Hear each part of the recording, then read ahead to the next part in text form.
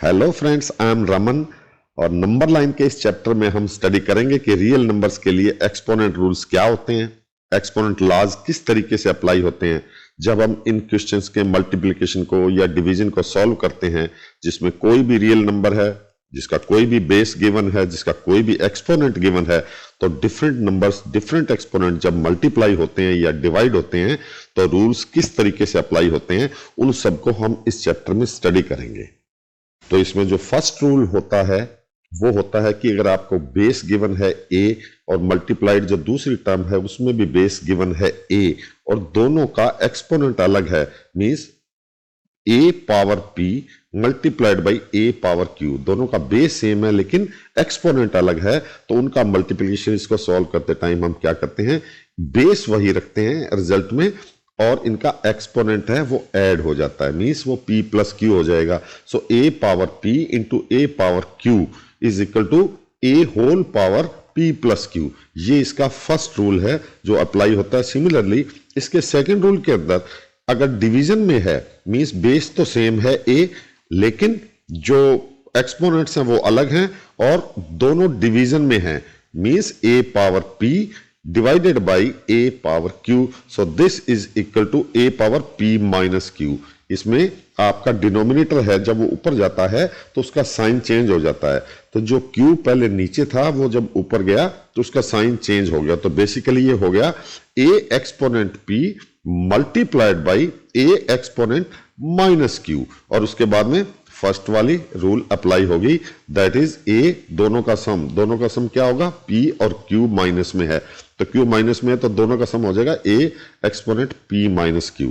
ये आपका second rule हो गया। थर्ड, अगर आपको बेस एक ही सिंपल, थर्ड रूल के अंदर बेस है a एक्सपोनेंट है p और होल ब्रैकेट के अंदर और एक्सपोनेंट इस सब का कितना है q, तो ऐसे केस में हम इसका answer a exponent p plus Q नहीं लिखेंगे। अगर ब्रैकेट के बाहर दूसरा एक्सपोनेंट दिया हुआ है q तो ये दोनों आपस में मल्टीप्लाई हो जाते हैं, तो a exponent p multiplied by q।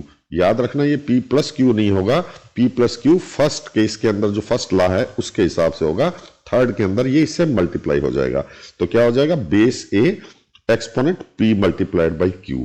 Fourth rule आता है कि आपके दो नंबर्स, रियल नंबर्स एक्सपोनेंट्स के साथ में हैं, दोनों मल्टीप्लाई हो रहे हैं, दो डिफरेंट नंबर्स हैं बट उनकी एक्सपोनेंट सेम है, एक्सपोनेंट सेम है, तो इसके लिए हमारा फोर्थ रूल अप्लाई होता है और उसमें होता है कि आपके बेस कॉमन मल्टीप्लाई हो जाएंगे अगर उनका एक्सपोनेंट सेम है और ब्रैकेट के बाहर जो एक्सपोनेंट है वो कॉमन उनके बाहर अप्लाई हो जाएगा, मींस a एक डिफरेंट नंबर है, बेस है, b एक डिफरेंट बेस है, तो a और b दोनों कंबाइंड हो जाएंगे ब्रैकेट में अगर आप दोनों का एक्सपोनेंट सेम है p, तो क्या आंसर आ जाएगा ab whole power p। Fifth के अंदर होता है कि if a is a real number और उसके ऊपर एक्सपोनेंट जो लगा हुआ है वो है माइनस p, तो जब भी कोई नेगेटिव लगा हुआ होता है ऊपर न्यूमरेटर के अंदर, उसको डिनोमिनेटर में ले जाते हैं तो उसका साइन चेंज हो जाता है, पॉजिटिव हो जाता है। तो फिफ्थ ये सिंपल लॉ है कि a power minus p is equal to 1 by a exponent p। अगर इसकी जगह a पावर p होता तो ये अगर डिनोमिनेटर में चला जाता है तो इसका एक्सपोनेंट माइनस हो जाता है, a पावर माइनस p हो जाता है। रूल नंबर 6, अगर दो रियल नंबर्स एक दूसरे को डिवाइड कर रहे हैं a बाई बी और उसका एक्सपोनेंट है सपोज माइनस p, तो अगर इस माइनस p को आपने प्लस p में कन्वर्ट करना है तो ब्रैकेट के अंदर जितने भी आइटम्स हैं उन सबको आपको रिवर्स करना पड़ता है, मींस उस ब्रैकेट के अंदर जो न्यूमरेटर है वो डिनोमिनेटर बन जाएगा और जो डिनोमिनेटर है वो न्यूमरेटर बन जाएगा। सपोज करो 2/3 है और इसका एक्सपोनेंट आपको माइनस p गिवन है, तो अगर इस ब्रैकेट के बाहर वाले माइनस p को आपने प्लस p बनाना है तो आपके ये दोनों अपनी पोजीशन चेंज कर लेंगे, 2 और 3 चला जाएगा न्यूमरेटर पर और 2 चला जाएगा डिनोमिनेटर पर। ये है आपका सिक्स्थ रूल। अगर किसी नंबर का जो एक्सपोनेंट है वो डिवीजन फॉर्म के अंदर है, m बाई n की फॉर्म में है, तो आप m बाई n को उसके मल्टीप्लीकेशन के दो पार्ट्स में अलग अलग कर सकते हैं। जैसे ये इसमें आपको एग्जांपल में 7th में नजर आ रहा होगा कि a exponent m divided by n है, तो ये a power m multiplied by n या इसको a power n multiplied by 1/n कर सकते हैं। आपको जो बाहर का पार्ट है n/n उसको डिवाइड करना है। सपोज ये m multiplied by n divided by p होता तो भी आप इसको 3 पार्ट्स में डिवाइड कर सकते हैं, m into n into 1/p। तो इसको आप किस तरीके से लिख सकते हैं? इसको लिख सकते हैं आप a ब्रैकेट लगा के, इसके अंदर आप m रख लीजिए, बाहर n और एक और ब्रैकेट लगा के बाहर 1/p ये कर देंगे आप। तो इस तरीके से भी आपका m n और 1/p 3 पार्ट्स में जो डिवाइड है उसको ब्रैकेट में इस तरीके से आप मेंशन कर सकते हैं। अब इस रूल के छोटे छोटे एग्जाम्पल से आपको ये ज्यादा क्लियर हो जाएगा। उसमें मैं आपको 2 मिनट में ये सॉल्व करके 5-6 एग्जाम्पल आपको देता हूं, तो उससे आपको ये रूल्स ज्यादा क्लियर हो जाएंगे। तो इसमें क्या है, फर्स्ट एग्जाम्पल है, आप इसको देखिए कि 3 पावर 2/3 मल्टीप्लाइड बाई 3 पावर 1/2। तो देखिए दोनों में बेस सेम है, बेस सेम है तो एक्सपोनेंट्स ऐड हो जाते हैं। तो 3 की एक्सपोनेंट कितनी हो जाएगी, ये 2/3 और 1/2 दोनों ऐड हो जाएंगे और आपके पास रिजल्ट आ जाएगा 3 एक्सपोनेंट 7/6। तो दोनों का बेस सेम होने से एक्सपोनेंट ऐड हो जाते हैं। ऐसे ही सेकंड क्वेश्चन के अंदर सेम टू सेम, अगर ये ऊपर जो 2/3 है उसकी बजाय इसके अंदर केवल 3/2 लिया गया है तो इसमें भी आपका बेस सेम रहेगा, एक्सपोनेंट ऐड हो जाएंगे। दोनों बेस सेम है तो एक्सपोनेंट चाहे वो पॉजिटिव में हो चाहे नेगेटिव में हो, दोनों जुड़ जाते हैं, दोनों का सम आपको लेना होता है। Example number 3, 2⁻1/5 whole power 10। अब देखिए कि अंदर 2 का जो एक्सपोनेंट है वो कितना है, 1/5, और उसके बाद ब्रैकेट के बाहर इस सारे का एक्सपोनेंट कितना है, 10। तो इसमें हम 1/5 और 1/10 दोनों को आपस में मल्टीप्लाई कर देते हैं। ध्यान रखना यहां पर इसको ऐड नहीं करना है, प्लस नहीं करना है, ये मल्टीप्लाई हो जाएंगे और सॉल्व करने पर आपके पास आंसर आ जाएगा 4। एग्जाम्पल नंबर 4, आपके पास एग्जाम्पल नंबर 4 है कि एक ब्रैकेट के अंदर एक नंबर है 14 पावर 1/5 और दूसरे ब्रैकेट के अंदर है 5 पावर 1/5। तो दोनों का एक्सपोनेंट अलग है, दोनों का एक्सपोनेंट सेम है लेकिन बेस अलग अलग है। तो बेस अलग अलग है तो मैंने आपको बताया था कि बेस a और बेस b हो लेकिन एक्सपोनेंट सेम हो तो दोनों बेस एक दूसरे से मल्टीप्लाई हो जाते हैं। तो 14 5 से मल्टीप्लाई हो जाएगा और बेस जो कॉमन था दोनों का सेम वो ब्रैकेट के बाहर अप्लाई हो जाएगा। तो इसका आंसर आ जाएगा 70 होल पावर 1/5। ऐसे आपको एक एग्जांपल नंबर 5 लेते हैं, थोड़ा सा इसको डिटेल में समझेंगे। तो इसमें एक नंबर गिवन है 81 और उसका एक्सपोनेंट है -1/2 और इस सारे को ब्रैकेट में रखे, इस सारे से जो रिजल्ट आएगा उसका एक्सपोनेंट कितना है, -1/4 और इस सारे को इकट्ठा करने के बाद में जो इसका रिजल्ट आएगा उसका एक्सपोनेंट कितना दे रखा है, स्क्वायर के अंदर। तो इनको सॉल्व करना है तो हम बाहर की तरफ से सॉल्व करना स्टार्ट करेंगे और अंदर जो आपका 81 है उसके फैक्टर्स बनाएंगे। उसके फैक्टर्स बनाएंगे तो वो फैक्टर बनते हैं 3⁴ बिकॉज 3 इंटू 3 इंटू 3 इंटू 3 4 बार किसको करते हैं तो 81 आता है। तो वी कैन राइट 3 पावर 4। 81 को क्या लिख सकते हैं, 3 पावर 4। बाकी सब चीजों को वैसे का वैसे लिख देते हैं, एक्सपोनेंट -1/2, एक्सपोनेंट -1/4, एक्सपोनेंट 2। अब मैंने आपको बताया था कि अगर ब्रैकेट के बाहर एक्सपोनेंट लगा हुआ है तो जितने भी ब्रैकेट्स हैं वो सारे एक्सपोनेंट्स एक दूसरे से मल्टीप्लाई हो जाते हैं।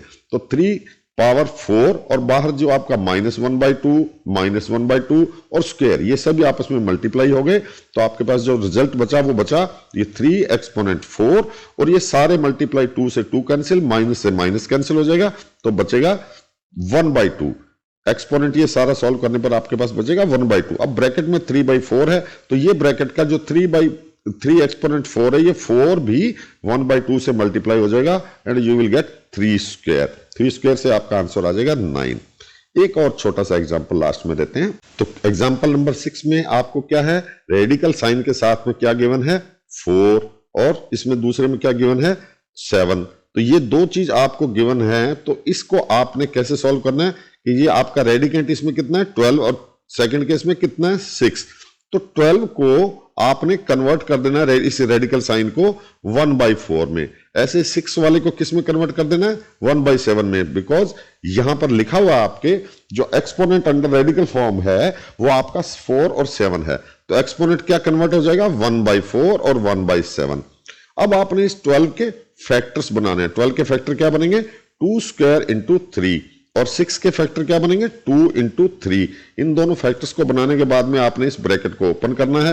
तो इस ब्रैकेट को आप ओपन करेंगे तो ये सारे जितने अंदर आपके एक्सपोनेंट्स हैं इसके साथ 1/4 का एक्सपोनेंट मल्टीप्लाई हो जाएगा। तो 2 का एक्सपोनेंट कितना हो जाएगा 2/4। 3 का कितना था अंदर 1, बाहर कितना है 1/4, तो 1 इंटू 1/4 कितना हो जाएगा 1/4। ऐसे ये 2 इंटू 3 है, इन दोनों का एक्सपोनेंट कितना है 1/7। तो ये 1/7 2 के आ जाएगा और 3 का एक्सपोनेंट भी 1/7 आ जाएगा। अब इनमें जिनका बेस सेम है उनको आप एक साथ कलेक्ट करके लिख सकते हैं। जैसे ये 2 है, इसका एक्सपोनेंट है 2/4, 2/4 मींस 1/2। यहां पर इसका एक्सपोनेंट कितना है 1/7। तो इन दोनों को आप कंबाइंड करके यहां पर लिख सकते हैं और ये दोनों आपके फर्स्ट लॉ के हिसाब से एक दूसरे में ऐड हो जाएंगे। तो 2 का एक्सपोनेंट कितना 1/2 और प्लस 1/7, ये ऐड होके दोनों यहां लिखे जाएंगे। ऐसे ये 3 का एक्सपोनेंट कितना है 1/4 और 1/7, ये दोनों ऐड होकर यहां पर लिखे जाएंगे। तो आप इनको सॉल्व करोगे तो आपके पास आ जाएगा 2 पावर 9/14 इंटू 3 पावर 11/28। अब आपने इसको बिकॉज रेडिकेंड को आपने अंदर लिखना है, रेडिकल साइन आपने यूज करना है और रेडिकल साइन के अंदर आपको एक फिगर बनाना है कि वो कौन सा लेना है। तो आपने इन दोनों में, एक में आ रहा है आपके 14 और एक में आ रहा है 28, तो आप इसको 28, क्योंकि आपने इस रेडिकल के साथ में जो नंबर एक्सपोनेंट का आपने लगाना है उसको एलसीएम लेके फाइंड करना है कि ये दोनों का डिनोमिनेटर अगर सेम हो जाए तो न्यूमरेटर क्या होगा। तो फर्स्ट केस में हो जाएगा 18 जो 2 का न्यूमरेटर और 3 का न्यूमरेटर कितना हो जाएगा 11। तो आप इसको रेडिकल साइन के अंदर 2 पावर 18 इंटू 3 पावर 18 लिख के अपना एक्सपोनेंट साथ में कितना लिख सकते हैं 28, बिकॉज आपने एलसीएम लेके common exponent for the radical sign आपने फाइंड कर लिया है। तो इस तरीके से ये 5-6 एग्जाम्पल जो हैं इनसे आपको समझ में आ गया होगा कि ये सारे जो रियल नंबर्स के एक्सपोनेंट लॉज हैं वो कैसे यूज होते हैं और उनको हम यूज करके किस तरीके से सिंपल फॉर्म में ला सकते हैं। तो अब हम अपनी नेक्स्ट एक्सरसाइज के अंदर रैशनल और इरेशनल नंबर्स के मल्टीप्लिकेशन और डिवीजन के ऊपर फोकस करेंगे और आपको बताएंगे कि उनको मल्टीप्लाई या डिवाइड करने से, रैशनल और इरेशनल नंबर्स, इनको आपस में डिवाइड करने से या मल्टीप्लाई करने से जो आंसर्स आते हैं वो किस फॉर्म में आते हैं, रैशनल आते हैं, इरेशनल आते हैं या दोनों ही आते हैं। तो ये हम स्टडी करेंगे अपने नेक्स्ट वीडियो के अंदर। तो thank you for being with me. देखते रहिए, सब्सक्राइब कीजिए, लाइक कीजिए, शेयर कीजिए और अपने फ्रेंड्स को भी कहिए कि वो हमारे इस चैनल को लाइक करें, सब्सक्राइब करें। Thank you so much.